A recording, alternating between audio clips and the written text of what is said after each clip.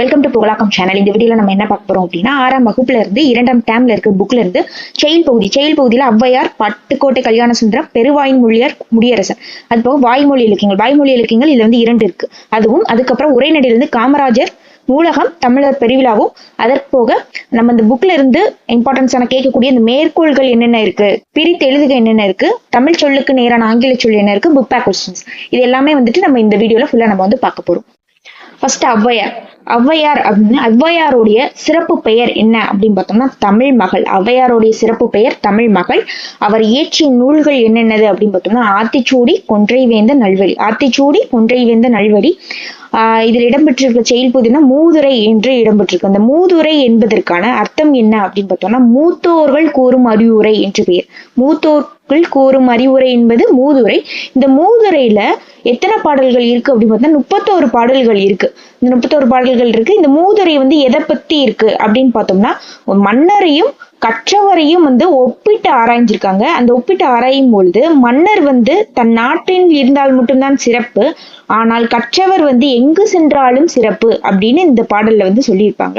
இதில் இடம்பெற்றுள்ள சொல்லும் பொருளும் என்னது அப்படின்னு நம்ம பார்த்தோம்னா மாசரனா குற்றம் இல்லாமல் அதாவது குற்றம் இல்லாமல் கற்றவர் வந்து எங்கு சென்றாலும் சிறப்பு. சீர்தூக்கின் அப்படின்னா ஒப்பிட்டு ஆராய்ந்து, தேசம் என்பது நாடு. அடுத்ததாக பட்டுக்கோட்டை கல்யாண சுந்தரம் வந்து எப்பொழுது பிறந்தார், அவருடைய காலம் எப்போ அப்படின்னு பார்த்தோம்னா 13ஆம் தேதி ஏப்ரல் மாசம் 1930 வருடம் வந்து பிறந்திருக்காரு. அவருடைய இறப்பு அப்படின்னு பார்க்கும்போதுல 8ஆம் தேதி 10வது மாசம் 1959. இவர் வந்து 29 வருடங்கள் தான் வந்து வாழ்ந்திருக்காரு. இவருடைய காலம். இவர் வந்து எந்த ஊரில் பிறந்தார் அப்படின்னு பார்த்தோம்னா பட்டுக்கோட்டையில இருக்கிற செங்கப்படுத்தான் காடு அப்படின்ற ஊர்ல இருந்து பிறந்திருக்காரு. பட்டுக்கோட்டையில செங்கம்படுத்தான் காடுல வந்து பிறந்திருக்காரு. இவருக்கு வழங்கப்பட்ட சிறப்பு பெயர் என்ன பார்த்தோம்னா மக்கள் கவிஞர். இவருக்கு வழங்கப்பட்ட சிறப்பு பெயர் மக்கள் கவிஞர். இவர் வந்து எளிய தமிழ் சமூக சீர்திருத்த கருத்துக்களை வந்து வலியுறுத்தி பாடியவர் வந்து இவர். அது போக திரை இசை பாடல்களில் உழைப்பாளிகளின் உயர்வை போற்றியவர் வந்துட்டு நம்மளுடைய பட்டுக்கோட்டை கல்யாண சுந்தரம். இந்த இதுல இடம்பெற்றிருக்க செயல் என்ன அப்படின்னு பார்த்தோம்னா துன்பம் வெல்லும் கல்வி. இதுல வந்து எதை பற்றி சொல்லியிருப்பாங்க அப்படின்னா கல்வி கற்றவர் நம்மளுடைய பண்பாடையும் பண்பாடோடு வந்து வாழாம இருந்தாங்கன்னா அந்த கல்வி கற்றதற்கே வந்துட்டு பயன் இல்லை அப்படின்னு இந்த துன்பம் வெல்லும் கல்வியில சொல்லியிருப்பாங்க. இதில் இடம்பெற்றுள்ள சொல்லும் பொருளும் அப்படின்னு பார்த்தோம்னா தூற்றும்படினா இகழும்படி, அடுத்தவர்கள் இகழும்படி நம்ம வந்து நடந்துக்க கூடாது, பெரியோர்கள் இகழும்படி நம்ம நடந்துக்க கூடாது. மேதைகள்னா அறிஞர்கள், நெறி வழிமுறைகளை, பண்பாடுள்ள வழிமுறைகள் வந்து நம்ம பின்பற்றி நடக்கணும். மூத்தோர் பெரியோர், மாற்றார்னா மற்றவர், வற்றாமல் குறையாமல். அடுத்ததாக பெருவாயின் மொழியார் அப்படின்றவர் பிறந்த இடம் அப்படின்னு பார்த்தோம்னா கயத்தூர். அவருடைய இடம் வந்து என்ன பார்த்தோம்னா கயத்தூர்ல பிறந்து வாழ்ந்திருக்காரு. இவர் இயற்றிய நூல் என்ன, இவர் இயற்றியது என்னது அப்படின்னு பார்த்தோம்னா ஆசாரக்கோவை என்ற செயல் பகுதி வந்து இந்த பாடத்துல வந்து இடம்பெற்றிருக்கு. இந்த ஆசாரக்கோவைக்கு என்ன அர்த்தம் அப்படின்னு நம்ம பார்த்தோம்னா நல்ல ஒழுக்கங்களின் தொகுப்பு. ஆசாரக்கோவை என்பது நல்ல ஒழுக்கங்களின் தொகுப்பு. இதுல வந்து 100 வெண்பாக்கள் வந்து இடம்பெற்றிருக்கு. ஆசாரக்கோவை வந்து நல்ல ஒழுக்கங்களின் தொகுப்பு, 100 வெண்பாக்கள் வந்து இடம்பெற்றிருக்கு. இந்த ஆசாரக்கோவையில 8 நல்லொழுக்கங்களை பத்தி சொல்லியிருக்காங்க. எத்தனை நல்லொழுக்கங்கள்? 8 நல்லொழுக்கங்கள் பத்தி சொல்லியிருக்காங்க. அது என்னென்ன அப்படின்னு பார்த்தோம்னா பிறர் செய்த உதவியை மறவாமல், அடுத்தவர்கள் நமக்கு செய்த உதவியை மறக்காம இருக்கணும். நமக்கு செய்த தீமையை வந்து நம்ம வந்து பொறுத்து கொள்ளணும். இனிய சொற்களை வந்து பேசணும். எந்த உயிருக்கும் துன்பம் வந்து செய்யாமல் இருக்கணும். கல்வி அறிவு வந்து பெற்றிருக்கணும். எல்லோரையும் வந்துட்டு சமமாக பேணுதல், அறிவுடையவராய் இருத்தல்.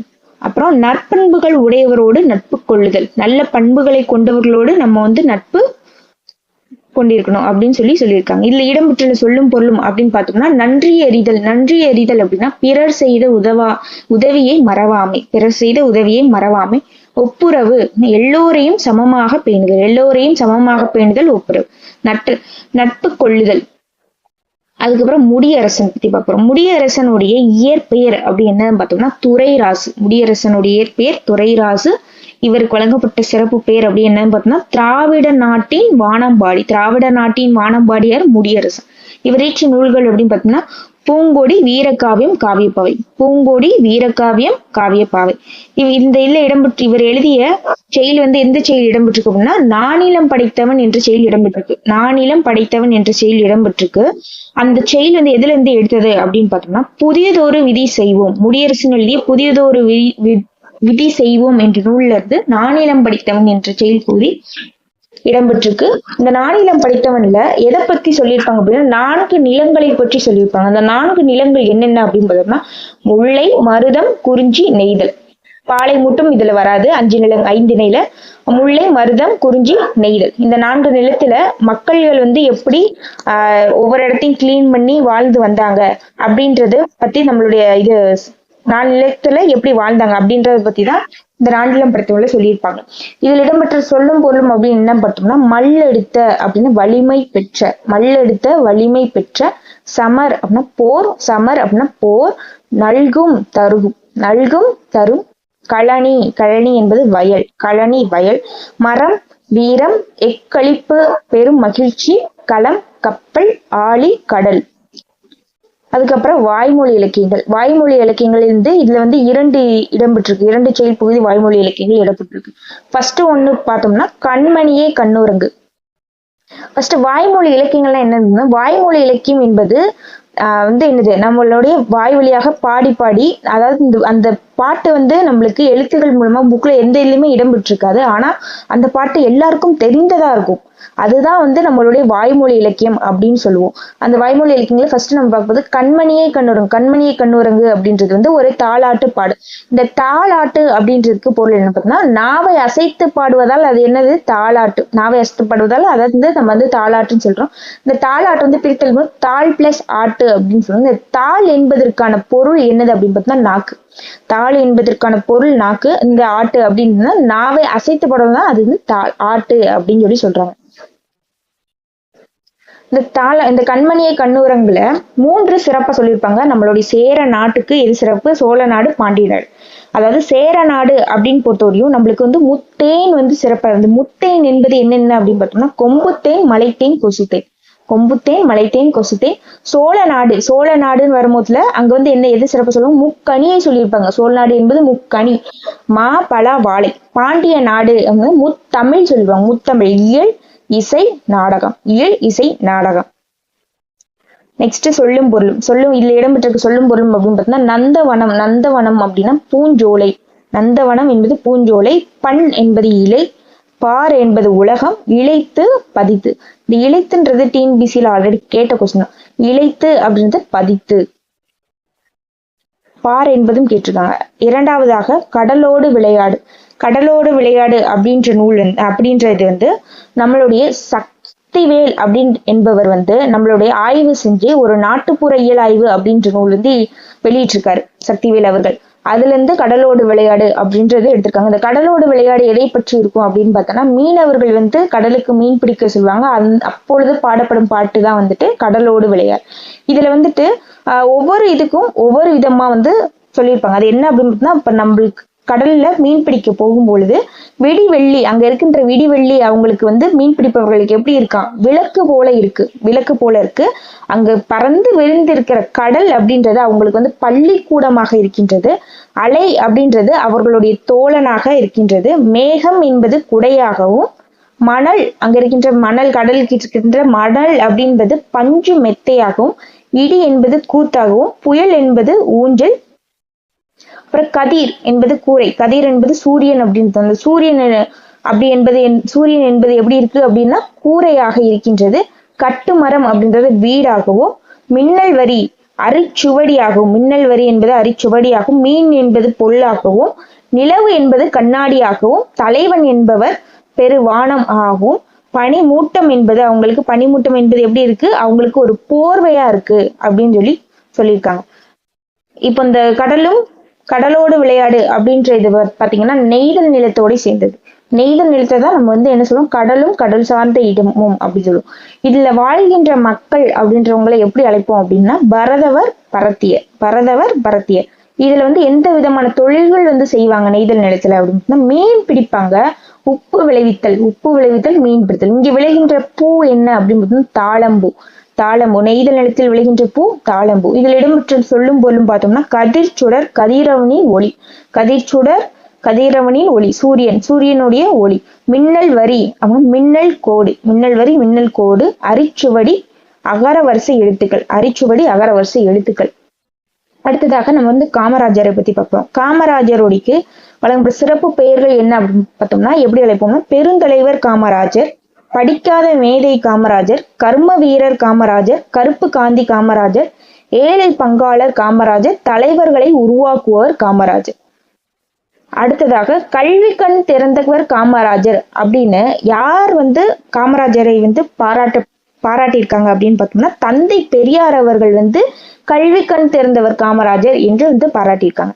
கல்வி கண் இது காமராஜர் வந்து கொண்டு வந்த திட்டங்கள் அப்படின்னு பார்க்கோம்னா கல்விக்காக இலவச கட்டாய கல்வி கொண்டு வந்திருந்தாரு, மதிய உணவு கொண்டு வந்தாரு, அப்புறம் சீருடை திட்டம் வந்து கொண்டு வந்தார். கல்வி புரட்சிக்கு அடித்தளம் இட்டவர் வந்து நம்மளுடைய காமராஜர். எதனால கல்வி புரட்சிக்கு அடித்தளம் இட்டவர் அப்படின்னு சொல்றாங்கன்னா இவர் வந்து நிறைய கல்லூரிகளை உருவாக்குனார், நிறைய பள்ளிக்கூடங்களை வந்து உருவாக்கியிருக்காரு. அதனால இவர் வந்து கல்வி புரட்சிக்கு வித்திட்டவர் காமராஜர் அப்படின்னு சொல்லுவாங்க. இவருக்கு வந்துட்டு 1976 வருடம் நடுவண் அரசு இவருக்கு என்ன விருது வழங்கப்பட்டது? பாரத ரத்னா விருது வந்து வழங்கியிருக்காங்க. இவர் காமராஜருடைய நினைவு இல்லம் அப்படின்னு பார்த்தோம்னா அவர் வாழ்ந்த வீடு வந்து இது நம்மளுடைய கவர்மெண்ட் வந்து நினைவில்லமா இருக்காங்க. அந்த நினைவு இல்லங்கள் எங்க இருக்கு அப்படின்னு பார்த்தோம்னா சென்னையிலயும் விருதுநகர்லயும் இருக்கு. இந்த 2 இடத்துல அவங்களுடைய நினைவு இல்லம் இருக்கு. காமராஜருடைய மணி மண்டபம் அப்படின்றது கன்னியாகுமரியில இருக்கு. இந்த மணிமண்டபம் எப்பொழுது வந்து உருவாக்கப்பட்டது அப்படின்னு பார்த்தோம்னா 2ஆம் தேதி 10வது மாசம் 2000 வருஷத்துல வந்துட்டு அந்த மணிமண்டபம் வந்து உருவாக்கப்பட்டது. காமராஜருடைய சிலை அப்படின்றது சென்னை மெரினா கடற்கரையிலையும், காமராஜர் பெயரில் வந்து விமான நிலையம் வந்து சென்னையிலையும், அவருடைய பேரில் பல்கலைக்கழகம் வந்துட்டு நம்மளுடைய மதுரையிலையும் வந்து இருக்கு. நெக்ஸ்ட் நூலகம். நூலகம் பார்த்தோம்னா நம்மளுடைய இது ஆசிய கண்டத்திலே வந்துட்டு முதல் பெரிய நூலகம் வந்துட்டு நம்மளுக்கு சீனால இருக்கு. 2வது பெரிய நூலகம் அடுத்து பார்க்கும்போதுல நம்மளுடைய தமிழ்நாட்டுல இருக்கிற சென்னையில இருக்கிற அண்ணா நூற்றாண்டு நூலகம் தான் ஆசியா கண்டத்திலே மிகப்பெரிய 2வது பெரிய நூலகம். இந்த நூலகம் அப்படின்றது நூலகத்துடைய விதிகளையும் அந்த நூலகத்தினுடைய தந்தை அப்படின்றவர் யாரு அப்படின்னு பார்த்தோம்னா அரங்கநாதன் என்பவர் நூலகத்துடைய விதிகளை உருவாக்கியிருக்காரு. அப்புறம் நூலகத்தினுடைய தந்தை என்று அழைக்கப்படுகிறார். இவருடைய பெயர்ல வந்துட்டு யாருக்கு வந்து விருது வழங்குறாங்க அப்படின்னா சிறந்த நூலகருக்கு வந்துட்டு இவருடைய பெயர்ல விருது வந்து வழங்குறாங்க, அரங்கநாதன் விருது அப்படின்னு வழங்குறாங்க. அடுத்து இந்த அண்ணா நூற்றாண்டு நூலகம்ல மொத்தம் வந்து 8 தளங்கள் இருக்கு. அந்த 8 தளங்கள்ல ஃபர்ஸ்ட் இருக்கிற தரைத்தளம்ல என்னென்ன நூல் இருக்கு அப்படின்னு பார்த்தோம்னா சொந்த நூல் படிப்பகம், பிரெய்லி நூல் அப்படின்னு இருக்கு. அந்த பிரெய்லி நூல்கள் அப்படி என்பது என்ன அப்படின்னு பார்த்தோம்னா நம்மளுடைய பார்வை திறன் குறைபாடு உள்ளவங்க வந்துட்டு படிக்கக்கூடிய நூல் தான் வந்து பிரெய்லி நூல்கள் அப்படின்னு சொல்லுவாங்க. அதுக்கப்புறம் முதல் தளம்ல குழந்தைகள் பிரிவு பருவ இதழ்கள், 2ஆம் தளம்ல தமிழ் நூல்கள், 3ஆம் தளம்ல கணினி அறிவியல் தத்துவம் அரசியல் நூல்கள், 4ஆம் தளம்ல பொருளியல் சட்டம் வணிகவியல் கல்வி, 5ஆம் தளம்ல கணிதம் அறிவியல் மருத்துவம், 6ஆம் தளம்ல பொறியியல் வேளாண்மை திரைப்படக்கலை, 7ஆம் தளம்ல வரலாறு சுற்றுலா அரசு கீழ்த்திசை சுவடிகள் நூல். பார்த்துக்கோங்க, முக்கியமா இருக்கும். 7ஆம் தளம். 8ஆம் தளம்ல கல்வி தொலைக்காட்சி நூலகத்தின் அலுவலக பிரிவு. அடுத்ததாக தமிழர் பெருவிழால நம்ம வந்து ஃபர்ஸ்ட் என்ன பார்க்கணும்னா பொங்கல் விழாவை பத்தி பார்க்க போறோம். பொங்கல் விழா என்பதுக்கு நம்ம இன்னும் வேற பெயர்கள் அழைக்கிறோம். அது எப்படி அப்படின்னு பார்த்தோம்னா தமிழர் திருநாள் என்றும், அறுவடை திருநாள் என்றும், உழவர் திருநாள் என்றும். அதாவது அறுவடை திருநாள் நம்ம வந்து ஆடி மாசம் வந்து விதைத்து தை மாசம் வந்து அறுவடை செய்வோம். அதுதான் வந்து தை முதல் நாள்ல வந்துட்டு அறுவடை செஞ்சு அந்த நெல்லை வந்துட்டு நம்ம வந்துட்டு பொங்கல் வச்சு வழிபடுவோம். அறுவடை திருநாள் என்றும், தமிழர் திருநாள் என்றும், உழவர் திருநாள் என்றும் இந்த பொங்கல் தினத்தை வந்து நம்ம வந்து அழைக்கிறோம். பொங்கல் அப்படி என்பதற்கு என்ன பொருள் அப்படின்னு பார்த்தோம்னா பொங்கி பெருகி வருவதுதான் பொங்கல் என்பதற்கு பொருள். இந்த பொங்கல் விழாவை வந்துட்டு மற்ற மாநிலங்கள்ல எப்படி வந்து அழைப்பாங்க அப்படின்னு பார்த்தோம்னா கர்நாடகா, மராட்டியா, உத்தரப்பிரதேசம், கர்நாடகா, மகாராஷ்டிரா, உத்தரப்பிரதேசம்ல எப்படி மகர சங்கராந்தி அப்படின்னு சொல்லி அழைப்பாங்க. பஞ்சாப் அப்படின்னு லோரி அப்படின்னு அழைப்பாங்க. குஜராத், ராஜஸ்தான் அப்படின்னு உத்தராயன் அப்படின்னு அழைக்கிறாங்க. இரண்டாவதாக மாட்டுப்பொங்கல். மாட்டுப்பொங்கல் அப்படின்னு பார்க்கும்போது மாட்டுப்பொங்கல் தைக்கு 2ஆம் நாள் மாட்டுப்பொங்கல். அந்த மாடு என்பதற்கு என்ன பொருள் அப்படின்னு பார்த்தோம்னா மாடு என்பதற்கு செல்வம் என்பது பொருள். அந்த மாட்டுப்பொங்கல் என்று நம்மளுடைய தமிழ்நாட்டில் வந்து விளையாடக்கூடிய விளையாட்டு அப்படின்னு பார்த்தோம்னா மஞ்சு விரட்டு விளையாட்டு விளையாடுவோம். அந்த மஞ்சு விரட்டு என்பது என்ன விளையாட்டு அப்படின்னா மாடுகளை வந்து அடக்கி தழுவும் வீர விளையாட்டு தான் மஞ்சு விரட்டு. இந்த மஞ்சு விரட்டுக்கு இன்னும் பல பெயர்கள் இருக்கு. அந்த பல பெயர்கள் என்ன அப்படின்னு பார்த்தோம்னா மாடு பிடித்தல், ஜல்லிக்கட்டு, ஏறுதழுதல். மாடு பிடித்தல், ஜல்லிக்கட்டு, ஏறுதழுதல். அதுக்கப்புறம் போகி திருநாள். போகி திருநாள் இந்திர விழாவும் வந்துட்டு மார்கழி கடைசி நாள் வந்துட்டு கொண்டாடுவாங்க. போகி திருவிழா வந்து பழையன கழிதலும் புதியன புகுத்தலும். இந்திர விழா அப்படின்றது நம்மளுடைய முன்னோர்கள் வந்துட்டு மலை வர்ணன் பகவானுக்காக கொண்டாடுவாங்க. மார்கழி இறுதி நாள்ல கொண்டாடுவாங்க. அடுத்ததாக ஸ்பெஷல் டேஸ் பார்த்தோம் அப்படின்னா ஃபர்ஸ்ட் காமராஜர். காமராஜர் அப்படின்றது ஒவ்வொரு தலைவர்கள் வந்து பிறந்த தினத்தை வந்து ஒவ்வொரு தினமா வந்து நம்ம கொண்டாடுவோம். அதுதான் இதுல பார்க்க போறோம். காமராஜர் அப்படின்றவர் வந்து ஜூலை 15 பிறந்திருப்பார். ஜூலை 15ஆம் நாள் வந்து நம்ம எந்த தினமா கொண்டாடுறோம் அப்படின்னு பார்த்தோம்னா கல்வி வளர்ச்சி நாளாக கொண்டாடுறோம். கல்வி வளர்ச்சி நாளாக கொண்டாடுறோம். இரண்டாவதா ராதாகிருஷ்ணன். ராதாகிருஷ்ணன் அவர்கள் வந்து செப்டம்பர் 5ஆம் தேதி பிறந்திருப்பாங்க. அந்த செப்டம்பர் 5ஆம் தேதியை ஆசிரியர் தினமாக கொண்டாடப்படுகிறது. அப்துல் கலாம் அவர்கள் அக்டோபர் 15. அக்டோபர் 15 உலக மாணவர் தினமாக கொண்டாடப்படுகிறது. விவேகானந்தர் ஜனவரி 12 பிறந்திருப்பாரு. விவேகானந்தர் பிறந்த ஜனவரி 12 நம்ம வந்து தேசிய இளைஞர் தினமாக கொண்டாடுறோம். ஜவஹர்லால் நேரு நவம்பர் 14 அன்றைய தினம் குழந்தைகள் தினமாக நம்ம வந்து கொண்டாடுறோம். அடுத்ததாக தை முதல் நாள். தை முதல் நாள் என்பது வந்துட்டு திருவள்ளுவர் ஆண்டு வந்து தொடங்கும் நாள் தான் தை முதல் நாள். திருவள்ளுவர் ஆண்டு அப்படின்னு சொல்லும் போதுல நம்ம வந்து இப்போ நம்மளுடைய கரண்ட்ல இருக்கிற வருடம் இப்ப 2024ஆம் ஆண்டு தான். பிளஸ் என்ன போடுவோம், திருவள்ளுவர் ஆண்டு தான் 31 வந்து போடுவோம். இந்த 31 போட்டோம்னா இதுக்கு வர ஆன்சர் தான் வந்துட்டு என்னது திருவள்ளுவர் ஆண்டு அப்படின்னு சொல்லுவோம். அடுத்ததாக தை 2ஆம் நாள். தை 2ஆம் நாள் என்னது திருவள்ளுவர் தினம் வந்து தை 2ஆம் நாள். திருவள்ளுவருடைய தினம் வந்து தை 2ஆம் நாள் கொண்டாடப்படுகிறது. அடுத்ததாக இதுல இடம்பெற்றிருக்கிற மேற்கோள்கள் வந்து பார்க்க போறோம்.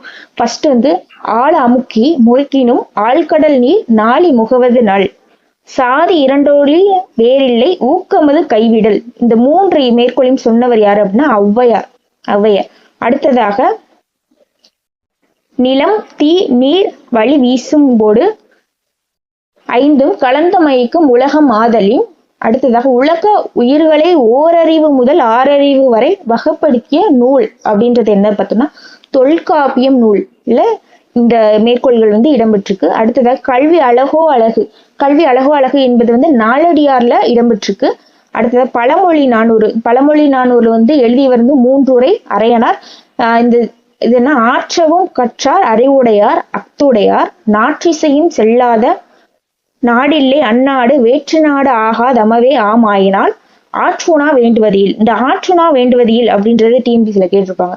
இது வந்து பழமொழி 400ல இடம்பெற்றிருக்கிறது மேற்கோள். அடுத்ததாக பழையன கழிதலும் புதியன புகுதலும். போகி பண்டிகை பழையன கழிதலும் புதியன புகுதலும் என்பது நன்னூலில் இடம்பெற்றிருக்கு. அதுக்கப்புறம் வெள்ளி பனிமலையின் மீது உலாவுவோம் அடி மேலே கடல் முழுவதும் கப்பல் விடுவோம் கங்கை நதிப்புறத்து கோதுமை பண்டம். அதாவது கங்கை நதிப்புறத்துல என்னது ஸ்பெஷல், கோதுமை பண்டம் தான் ஸ்பெஷல். அப்புறம் காவேரி வெற்றிலைக்கு மாறு கொள்ளுவோம் சிங்க மரோட்டியர்தம் கவிதை கொண்டு சேர நாட்டு தந்தங்கள் பரிசொல்வோம். சேர நாட்டு என்னது தந்தங்கள், சேர நாட்டு தந்தங்கள் கங்கை நதிப்புறம் கோதுமை பண்டம் வெள்ளி பனிமலையின் மீது இமயமலை மீது நம்ம வந்து நடப்போம் அப்படின்றத சொல்லியிருப்பவர் யார் அப்படின்னா நம்மளுடைய பாரதியார் தான் வந்து சொல்லியிருப்பார். அடுத்ததாக தன்னாடு விளைந்த வெண்ணெல் தந்து பிறநாட்டு உப்பின் கொள்ளை சாற்றி உமனர் போகலும். இது வந்து இடம்பெற்றிருக்கிறது நற்றிணையில இடம்பெற்றிருக்கு. அப்புறம் பாலோடு வந்து கூழோடு வேறும். பாலோடு வந்து கூழோடு வேறும் என்பது குறுந்தொகையில இடம்பெற்றிருக்கு. அடுத்ததாக பொன்னோடு வந்து கரியோடு வேறும். பாலோடு வந்து கூழோடு வந்து குறுந்தொகை, பொன்னோடு வந்து கரியோடு வேறும் வந்து அகநானூறு. வாணிகம் செய்வோர்க்கு வாணிகம் வேணி பிறவும் தமபோல் செய்யின் சமன் செய்து சீர்தூக்கின் கோல் போல் அமர்ந்தொருபால் கோடாமை சான்றோர்க்கு அணி. இது வந்து திருக்குறள்ல இடம்பெற்றிருக்கு. அடுத்ததாக பட்டினப்பாளையில வந்துட்டு நடுநின்ற நன்னெஞ்சினோர். இது வந்து வணிகத்தை சார்ந்தது. நடுநின்ற நன்னெஞ்சினோர் கொள்வதும் மிகை கொளாது கொடுப்பதும் குறைபடாது. இந்த மேற்கோள்கள் இடம்பெற்றிருக்க நூல் நம்மளுடைய பட்டினப்பாளையத்துல வந்து இடம்பெற்றிருக்கு. அடுத்ததாக பிரித்தெழுதுகள் பத்தி பார்க்க போறோம். புக்கில் இடம்பெற்றுள்ள பிரித்தெழுதுகள். இடமெல்லாம் அப்படின்னா இடம் பிளஸ் எல்லாம், மாசற மாசு பிளஸ் அற, குற்றம் இல்லாதவர் குற்றம் பிளஸ் இல்லாதவர், சிறப்புடையார் சிறப்பு பிளஸ் உடையார், கைப்பொருள் கை பிளஸ் பொருள், மானமில்லா மானம் பிளஸ் இல்லா, பசியின்றி பசி பிளஸ் இன்றி, படிப்பறிவு படிப்பு பிளஸ் அறிவு, காட்டாறு காடு பிளஸ் ஆறு, அறிவுடைமை அறிவு பிளஸ் உடைமை, இவை எட்டும் இவை பிளஸ் எட்டும், நன்றி அறிதல் நன்றி பிளஸ் அறிதல், பொறையுடைமை பொறுமை பிளஸ் உடைமை, பாட்டிசைத்து பாட்டு பிளஸ் இசைத்து, கண்ணுறங்கு கண் பிளஸ் உறங்கு, வாழை இலை வாழை பிளஸ் இலை, கையமர்த்தி கை பிளஸ் அமர்த்தி, பொங்கல் அன்று பொங்கல் பிளஸ் அன்று, போகி பண்டிகை போகி பிளஸ் பண்டிகை, பொருளுடைமை பொருள் பிளஸ் உடைமை, உள்ளுவதெல்லாம் உள்ளுவது பிளஸ் எல்லாம், பயனில்லை பயன் பிளஸ் இலா, கல்லெடுத்து கல் பிளஸ் எடுத்து, நானிலம் வந்து நான்கு பிளஸ் நிலம், நாடென்ற நாடு பிளஸ் என்ற, களமேறி களம் பிளஸ் ஏரி, கதிர் சுடர் கதிர் பிளஸ் சுடர், மூச்சடக்கி மூச்சு பிளஸ் அடக்கி, பெருவானம் பெருமை பிளஸ் வானம், அடிக்குமலை அடிக்கும் பிளஸ் அலை அடிக்குமலை அடிக்கும் பிளஸ் அலை, வணிக சாத்து வணிகம் பிளஸ் சாத்து, பண்டமாற்று பண்டம் பிளஸ் மாற்று, மின்னணு மின் பிளஸ் அணு, விரிவடைந்த விரிவு பிளஸ் அடைந்த. அதுக்கு அடுத்ததாக தமிழ் சொல்லுக்கு நேரான ஆங்கில சொல்கள் வந்து பார்க்க போறோம். ஃபர்ஸ்ட் கல்வி. கல்வி என்பது இந்த எஜுகேஷன் என்பது கல்வி. தொடக்கப்பள்ளி பிரைமரி ஸ்கூல், மேல்நிலைப்பள்ளி ஹையர் செகண்டரி ஸ்கூல், நூலகம் லைப்ரரி, மின் படிக்கட்டு எஸ்கலேட்டர் மின் தூக்கி லிஃப்ட், மின் அஞ்சல் இமெயில், குறுந்தகடு காம்பாக்ட் டிஸ்க் சிடி, மின் நூலகம் லைப்ரரி, மின் நூல் புக், மின் இதழ்கள் மேகசின், காசோலை செக், பணத்தாள் கரன்சி நோட். நம்மளுடைய பணத்தாள் எப்படி சொல்றோம்? கரன்சி நோட்னு சொல்றோம். நெக்ஸ்ட் வங்கி என்பது பேங்க் வரவோலை டிமாண்ட் டிராஃப்ட், மின்னணு மையம் டிஜிட்டல், டெபிட் கார்டு வந்து பற்று அட்டை, கிரெடிட் கார்டு வந்து கடன் அட்டை, இணையதள வணிகம் ஆன்லைன் ஷாப்பிங், மின்னணு வணிகம் காமர்ஸ், பண்டம் கமாடிட்டி, கடற்பயணம் voyage, பயணப்படகு ஃபெர்ரிஸ், தொழில் முனைவோர் ஆண்டர்பிரனர், பாரம்பரியம் ஹெரிட்டேஜ், கலப்படம் அடல்ட்ரேஷன், நுகர்வோர் கன்சியூமர், வணிகர் மெர்ச்சன்ட். அடுத்ததாக நம்ம இந்த புக்கில் இடம்பெற்றுள்ள புக் பேக் கொஸ்டின் தான் பார்க்கிறோம். பார்த்தோம்னா மாணவர்கள் நூல்களை டேஸ் கற்க வேண்டும். மாணவர்கள் நூல்களை எப்படி கற்கணும்னா மாசற கற்கணும். மாணவர் பிறரிடம் எப்படி நடக்கக்கூடாது அப்படின்னா தூற்றும்படி நடக்கக்கூடாது. நாம் டேஸ் சொல்லும்படி நடக்க வேண்டும். மூத்தோர்கள் சொல்லும்படி நடக்க வேண்டும். மூத்தோர்கள் சொல் கேட்டு நம்ம வந்து நடக்கணும். பள்ளிக்கூடம் செல்லாததற்கு ஆடு மேய்க்கும் சிறுவர்கள் கூறிய காரணம் என்ன? காமராஜர் அவர்களிடம் வந்து பள்ளிக்கூடம் செல்வதற்கு ஆடு மேய்க்கும் சிறுவர்கள் என்ன காரணம் சொன்னாங்க அப்படின்னா, ஊரில் பள்ளிக்கூடம் இல்லை அப்படின்னு சொன்னாங்க. ஊர்ல பள்ளிக்கூடம் இல்லை, அதனாலதான் போகல அப்படின்னு. பிறரிடம் நம்ம வந்து எப்படி பேசணும்னா இன்சொல் பேசணும். இனிமையான சொற்கள் மூலமா நம்ம வந்து பிறரிடம் பேசணும். பிறர் நமக்கு செய்யும் தீங்கை பொறுத்து கொள்வது பொறை ஆகும். பிறர் நமக்கு செய்யும் தீங்கை பொறுத்து கொள்வது பொறை. கதிர் முற்றியதும் என்ன செய்வாங்க? அறுவடை செய்வாங்க. விழா காலங்களில் வீட்டின் வாயிலில் மாவிளையால் டேஸ் கட்டுவாங்க, தோரணம் கட்டுவாங்க. பழையன கழிதலும் புதியன புகுதலும். பச்சை பசேல் என்ற வயலை காண இன்பம் தரும், ஆனா பட்டு போன மரத்தை காண என்ன தரும்? துன்பம் தரும். விருந்தினரின் முகம் எப்போது வாடினா, நம்மளுடைய முகம் வாடினால் விருந்தினருடைய முகம் வந்து மாறும். அடுத்து நிலையான செல்வம் என்பது ஊக்கம் என்பதுதான் நிலையான செல்வம். ஆராயவும் அறிவு உடையவர்கள் டேஸ் சொற்களை பேச மாட்டார்கள், பயன் தராத சொற்களை வந்து பேச மாட்டார்கள். போர்க்களத்தில் வெளிப்படும் குணம் என்பது வீரம். வீட்டு பயன்பாட்டிற்கு பொருட்கள் வாங்குபவர் யாரு? நுகர்வோர் மெர்ச்சன்ட் கன்சியூமர். துறைமுக நகரங்கள் வந்து எப்படி அழைக்கப்படுகிறாங்க? துறைமுகம் பக்கத்துல இருந்துச்சுன்னா அது பக்கத்துல இருக்கிற ஊர்களை எப்படின்னா பாக்கம் என்றும் பட்டினம் என்றும் அழைப்பாங்க. இதுதான் பட்டினம் பாக்கம் இந்த இரண்டு மூலமா தான் அழைப்பாங்க. தமிழ்நாட்டின் தலை சிறந்த துறைமுகம் வந்து பூம்புகார். தமிழ்நாட்டுடைய தலை சிறந்த துறைமுகம் பூம்புகார். வணிகர்கள் வண்டிகளில் பொருட்களை ஏற்றி வெளியூருக்கு குழுவாக செல்வதை வந்து வணிக சாத்து அப்படின்னு சொல்றோம். வணிக சாத்து பிரித்தது வந்து வணிகம் பிளஸ் சாத்து. அரேபியாவிலிருந்து இறக்குமதி, அரேபியாவில இருந்து நம்ம எந்த பொருள் வந்து இறக்குமதி செய்வோம் அப்படின்னு பார்த்தோம்னா குதிரை பொருளை வந்து குதிரை என்ற இதுதான் இறக்குமதி செய்வோம். ஒரு பொருளை கொடுத்து வேறு பொருளை பெறும் முறை என்று பண்டமாற்று முறை.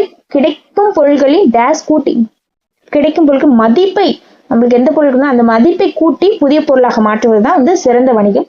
சிலை செதுக்கப்படும் போது உயிரும் கல் தூளை வந்து என்னவாக மாத்திரம், கோலமாவாக மாத்திரம். இப்ப நம்ம பார்த்ததுல இருந்து ஒரு கொஸ்டின் கேட்க போறோம். அந்த கொஸ்டினுக்கு வந்து எந்த ஆன்சர் கரெக்ட்னு சொல்லிட்டு நீங்க கமெண்ட்ல வந்துட்டு போடுங்க. நடுவு நின்ற நன்னெஞ்சினார் அப்படின்ற மேற்கோள் வந்து இடம்பெற்றுள்ள நூல் எது? அந்த நூல் எதுன்னு சொல்லி நம்மளுடைய கமெண்ட்ல ஆன்சரை பதிவு பண்ணுங்க.